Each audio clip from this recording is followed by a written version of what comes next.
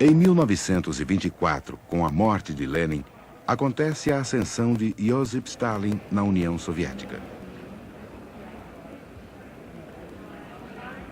Odiado por alguns e admirado por outros, Stalin comanda o primeiro regime comunista da história. Em 1939, assina com Hitler um pacto de não agressão entre a Alemanha nazista e a União Soviética. Muitos o condenam por isso. Anos mais tarde, a importância vital da União Soviética na derrota da Alemanha faz Stalin sair da Segunda Guerra Mundial como herói. Mas a divisão do mundo nos blocos capitalista e socialista, depois da Segunda Guerra, o promove novamente ao papel de vilão.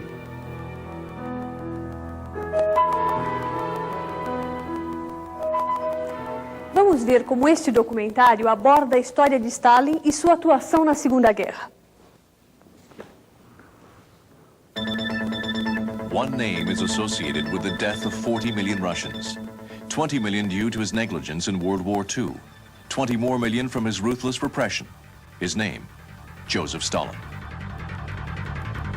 O documentário consiste, em geral, na associação de imagens de época com a fala de um narrador. O espectador tende a considerar uma imagem de época como indiscutível verdade. O conteúdo da narração é incorporado como se fossem ambos, imagem mais palavra, expressões do real. Assim, o espectador não percebe que o documentário é uma interpretação de um tema, uma construção.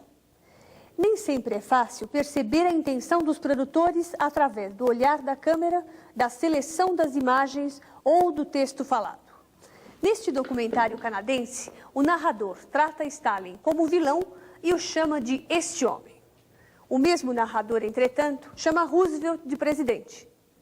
No processo de edição das imagens e do conteúdo, há uma sutil ligação entre o autoritarismo de Stalin e a assinatura do Pacto de Não Agressão com Hitler. Também se insinua que Stalin teria esperado a Alemanha devastar a União Soviética para depois contra-atacar. Daí, o narrador deduz a responsabilidade de Stalin pela morte de 20 milhões de soviéticos.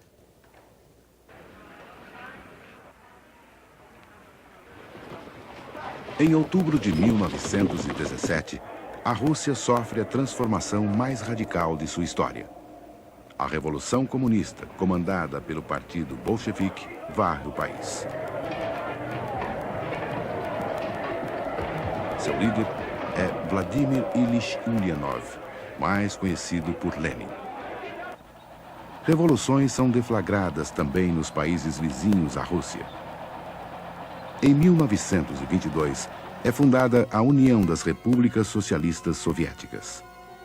Como o próprio nome diz, trata-se de uma união de repúblicas com regimes socialistas, como a Armênia, a Geórgia, o Azerbaijão, a Ucrânia e a Rússia, a maior e mais importante delas.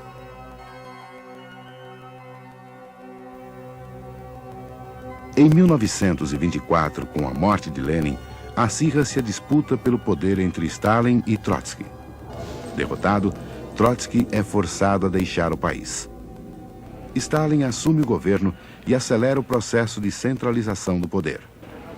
Mais tarde, instaura um poderoso aparelho de repressão e elimina colaboradores e velhos líderes da Revolução. Stalin torna-se o único líder de expressão da União Soviética.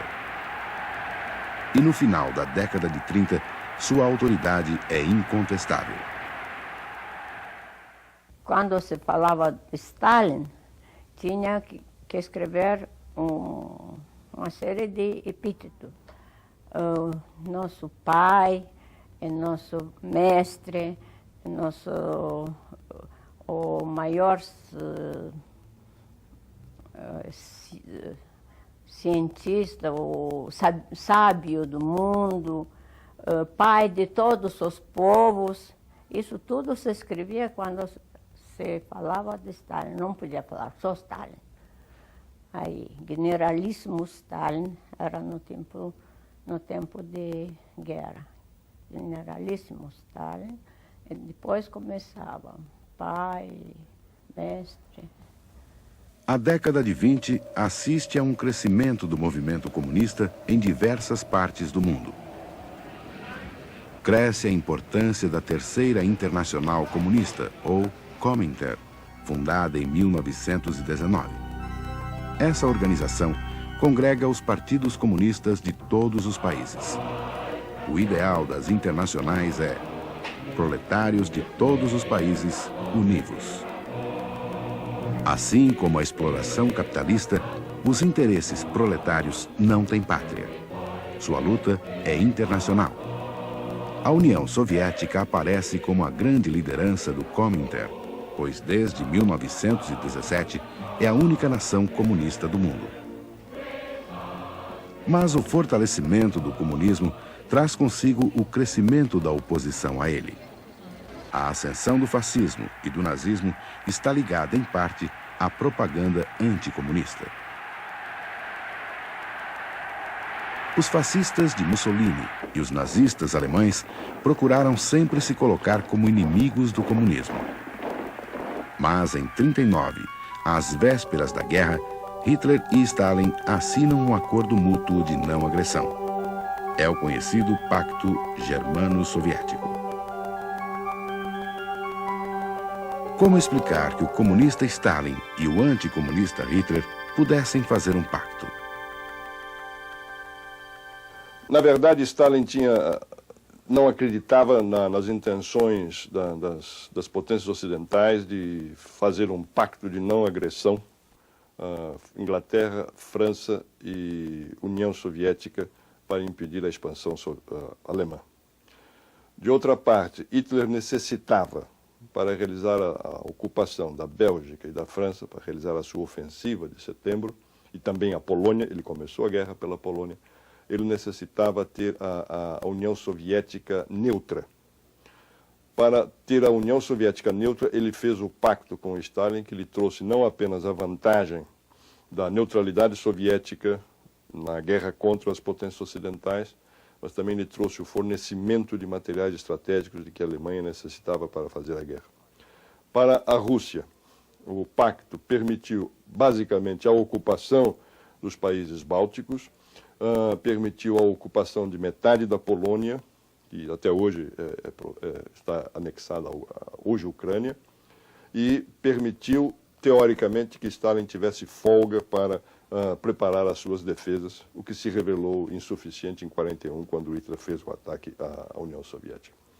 De qualquer maneira, a ideologia prevaleceu pouco neste momento, porque o que estava em jogo eram interesses de Estado. E a prova de que não são apenas os dois, Hitler e Stalin, que fazem este jogo de interesse de Estado contraposto à ideologia, é que quando Hitler atacou a Rússia em 1941, Churchill declarou claramente na Câmara dos Comuns que ele iria até o inferno fazer um pacto com o diabo, desde que fosse um pacto contra Hitler. Mesmo depois de iniciada a guerra na Europa, a União Soviética se mantém cultivando relações diplomáticas com a Alemanha. Stalin é cauteloso com Hitler. Em novembro de 1940, os alemães convidam os soviéticos a integrar o eixo, a aliança militar da qual fazem parte a Alemanha, a Itália e o Japão. Mas, desde junho desse mesmo ano, Hitler já instruíra seus chefes militares para a preparação de um ataque contra a União Soviética. Este plano ficou conhecido como Operação Barbarossa. Em dezembro, enquanto os soviéticos e alemães negociam alianças, estas são as instruções do Führer a seus generais. As forças armadas alemãs devem estar preparadas para esmagar a União Soviética numa campanha rápida, antes mesmo da conclusão da guerra com a Grã-Bretanha. E em junho de 1941, quase um ano após o início da guerra, a Alemanha invade a União Soviética. Hitler desrespeita os acordos de amizade feitos com esse país.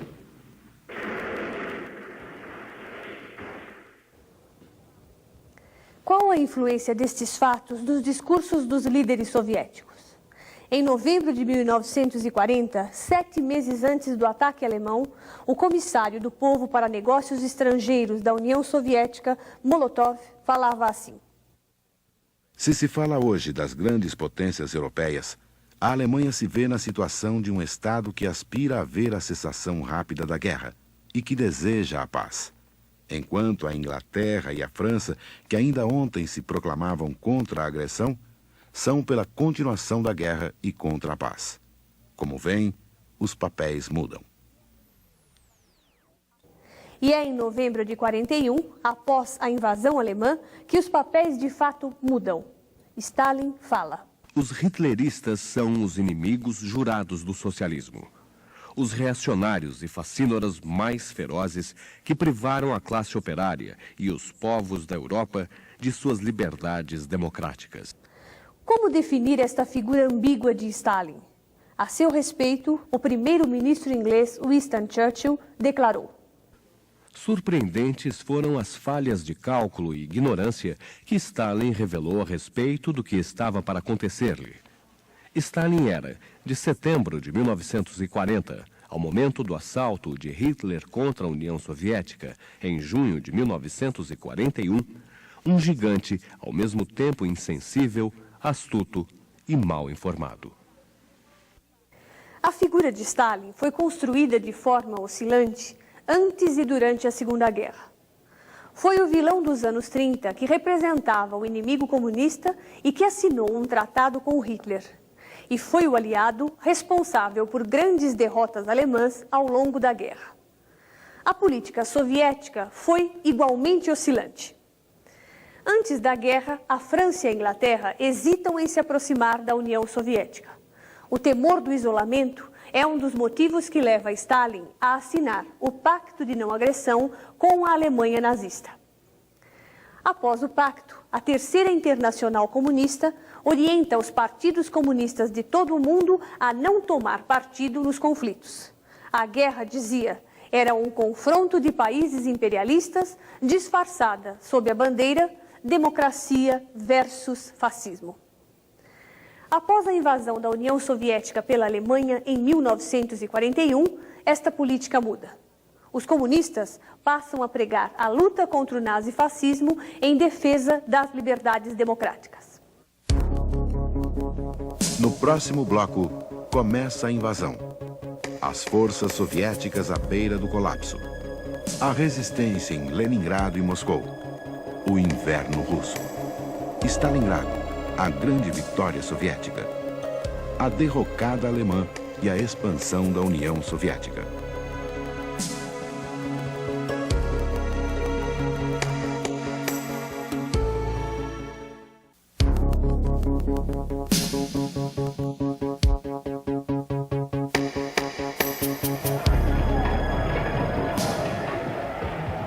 22 de junho de 1941. Em várias cidades da União Soviética, os habitantes ouvem um comunicado. Ficam sabendo que o país foi invadido pelos alemães, até ontem seus aliados. A União Soviética é atacada em 3 frentes. Ao norte, em direção aos estados bálticos e Leningrado. Ao centro, na direção da Rússia Branca e de Moscou. E ao sul, na direção da Ucrânia. Nos primeiros 6 meses, os alemães conseguem êxitos espetaculares. O avanço é arrasador e quase 2 milhões de soldados soviéticos são feitos prisioneiros. O colapso das forças soviéticas fica muito próximo. Mas, apesar de todas as perdas soviéticas, os oficiais alemães começam a perceber que as coisas não serão tão fáceis assim. A resistência ia se estruturando aos poucos. O general Blumentritt, do exército alemão, manifesta surpresa com a resistência soviética. A conduta das tropas russas contrastou extraordinariamente com a dos poloneses e aliados ocidentais na derrota. Mesmo quando cercados, os russos resistiam e lutavam. Entra em cena o temível inverno russo. Chega antes do tempo. A primeira neve cai no começo de outubro. Os alemães não estão preparados para enfrentar os rigores do inverno. Hitler acreditava que os soviéticos estariam derrotados antes do fim do outono. Na frente norte, os alemães estão às portas de Leningrado. Mas esbarram em suas encarniçadas defesas. Os habitantes de Leningrado sofrem os rigores das bombas e do frio. Os alemães bombardeiam a cidade noite e dia. Os mortos são retirados dos escombros. Mas entre um ataque e outro, os alto-falantes transmitem canções patrióticas para reforçar o moral da população.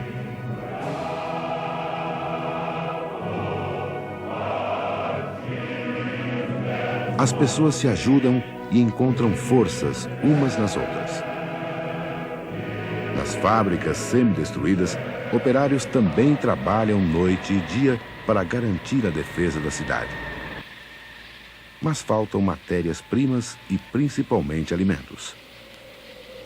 O inverno de 1941 é o mais rigoroso dos últimos 100 anos. A temperatura chega a 30 graus negativos. O pão é feito com algodão, celulose, restos de sacos de farinha, cola de papel de parede, fubá de milho e centeio.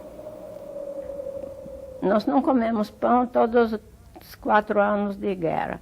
Só assim, pãezinhos que nem sírio, mas não é tão gostoso. Fazia em cima do fogão de lenha.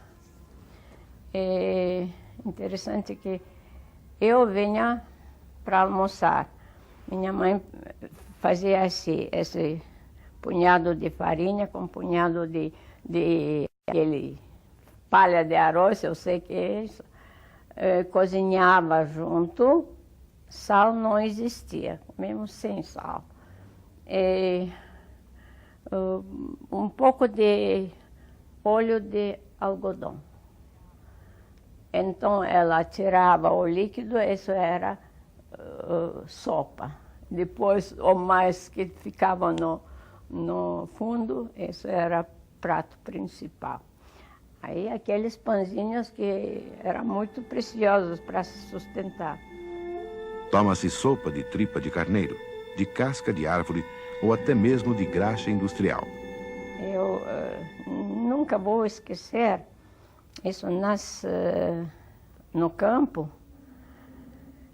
se fazia assim um caldeirão enorme, com essa farinha e com esse arroz e óleo de algodão, sem sal.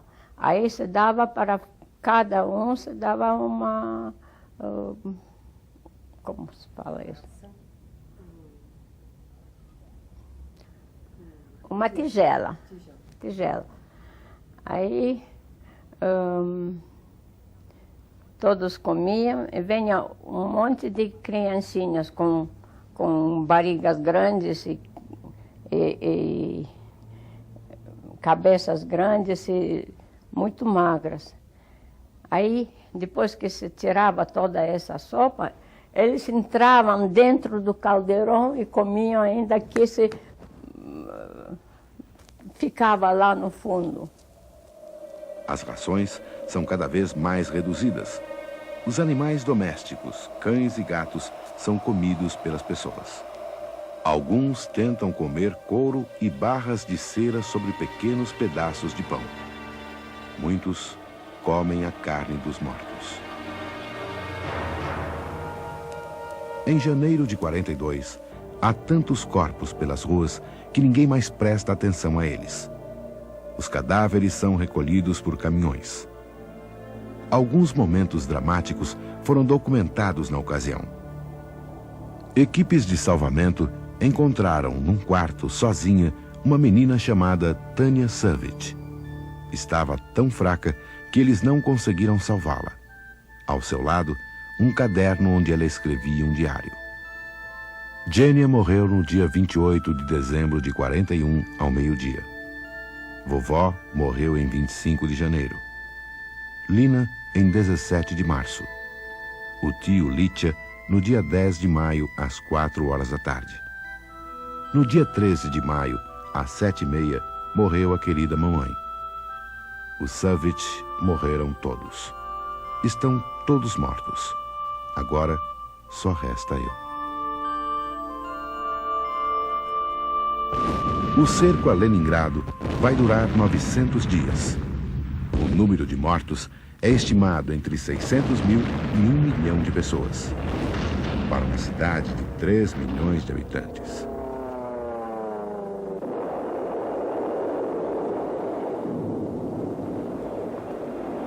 Na frente central, a cidade de Moscou vive uma situação equivalente. Fustigada por bombardeios, Moscou se defende contra forças alemãs a 25 quilômetros de distância, mas também não se rende.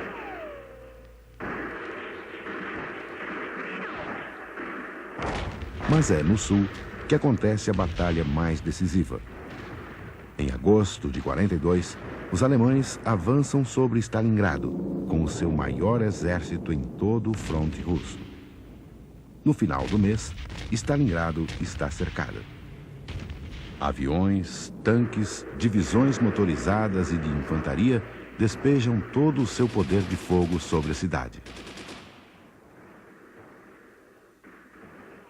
Mas o Exército Vermelho resiste, luta, e os alemães não conseguem tomar Stalingrado. Os soviéticos transformam ruínas em pequenas fortalezas. A luta é corpo a corpo, quarto a quarto, de uma casa a outra. No final de outubro, os alemães conseguem ocupar quase toda a cidade. Mas há um preço muito alto. Perdem 20 mil soldados por semana. As forças alemãs se esgotam. Em novembro, é iniciada a contraofensiva soviética. O Exército Vermelho ataca os flancos das posições alemãs. Em 5 dias, fecham um anel em torno dos alemães. Os soviéticos dão um ultimato ao comandante da Wehrmacht em Stalingrado, o general Friedrich Paulus. Mas Hitler proíbe Paulus de se render. Os alemães são então dizimados pelos soviéticos. Perto de 40 mil feridos são evacuados por avião. 110 mil são feitos prisioneiros. Quase 100 mil mortos. Stalingrado foi uma das maiores e mais sangrentas batalhas de toda a história militar. Ao lado da vitória britânica em El Alamein, na África, Stalingrado representa a grande virada da Segunda Guerra na construção da vitória dos aliados. Foi comemorada em toda a União Soviética.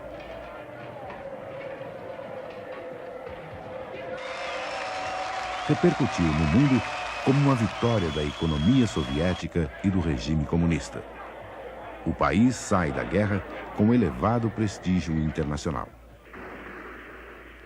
As derrotas alemãs na União Soviética mudam o rumo da guerra. O Exército Vermelho expulsa os alemães de seu território e avança rumo à Alemanha. Todos os países do leste europeu libertados do jugo nazista são englobados na zona de influência soviética. De herói, ao final da guerra, Stalin é transformado no grande inimigo do Ocidente. Passa a ocupar o lugar que poucos anos antes era de Hitler.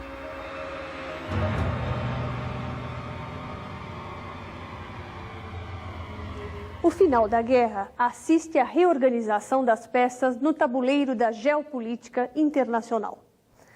A França e a Inglaterra perdem a maior parte de seus impérios coloniais, assumindo definitivamente o papel de segundo plano. A Alemanha é dividida em áreas de influência. O jogo não passa mais pelas tradicionais nações imperialistas. a União Soviética deixa de ser coadjuvante e assume um dos papéis principais. É impossível ignorar sua importância na derrota do nazismo e a permanência do Exército Vermelho nos países libertados. O mito Stalin, mais forte do que nunca, reassume o papel de vilão, passando com esta imagem à história. Em 1956, a revelação de seus crimes políticos no 20º Congresso do Partido Comunista da União Soviética reforça este mito. Herói ou vilão, é importante notar que cada uma destas construções esconde interesses que é fundamental desvendar.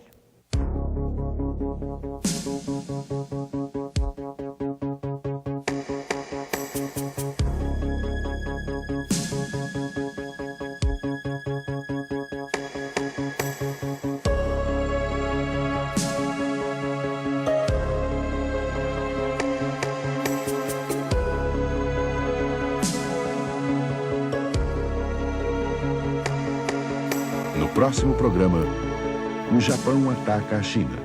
A formação do eixo Roma-Berlim-Tóquio. Os conflitos dos japoneses com os norte-americanos. Pearl Harbor. Os Estados Unidos entram na guerra.